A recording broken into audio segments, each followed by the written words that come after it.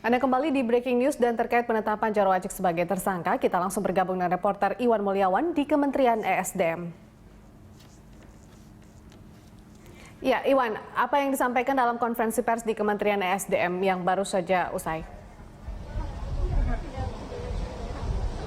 Ya, pasca ditetapkannya status hukum dari Jarod Wajik yaitu Menteri SDM oleh KPK mengenai terkaitnya dalam kasus penyidikan penguatan liar di Kementerian SDM. Hari ini di Kementerian SDM telah melakukan konferensi pers yang dilakukan oleh Sekjen yaitu Bapak Teguh Pramuji. Untuk lebih jelasnya kita langsung terhubung dengan Bapak Pramuji yang sudah ada di samping saya. Ya, Pak Teguh Pramuji. Ya Pak, nah, terkait dengan penetapannya Bapak Jarod Wajik sebagai tersangka oleh KPK, langkah-langkah apa yang telah dilakukan oleh Kementerian SDM? Ya, terima kasih. Jadi pada saat KPK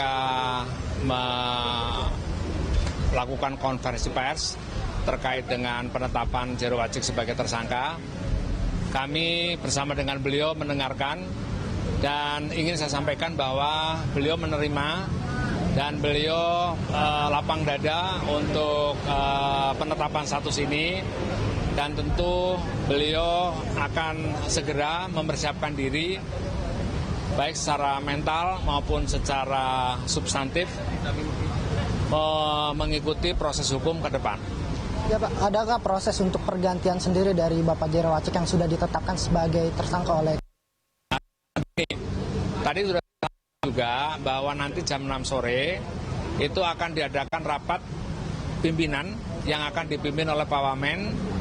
Dan di dalam rapat pimpinan tersebut pasti akan disusun beberapa langkah ke depan yang terkait dengan kelangsungan tugas dan pekerjaan Kementerian SDM dan juga terkait juga dengan soal jabatan menteri dan sebagainya. Nanti kita akan bahas di jam 6 sore.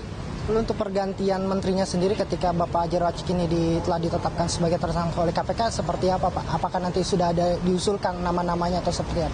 Ya belum, karena kan ini kan beliau kan pasti harus melakukan prosedur administratif yang standar, yaitu akan menyampaikan surat ke Presiden, tetapi ini semua tergantung Pak Jarod Wajik sendiri.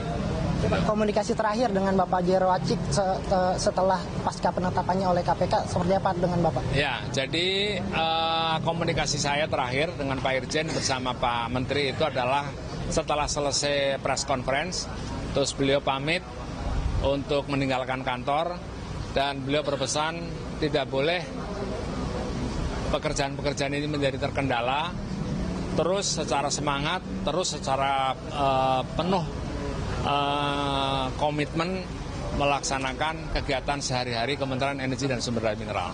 Ya, Pak, sampai hari ini kan sampai pasca penetapan ini Bapak Jarod Wajik sendiri sedang di mana Pak? Dari Kementerian SDM mengetahui itu, Pak? Pak Wajik ada di Jakarta. Tapi di mana Pak? Sedang apa Pak Jarod Wajik?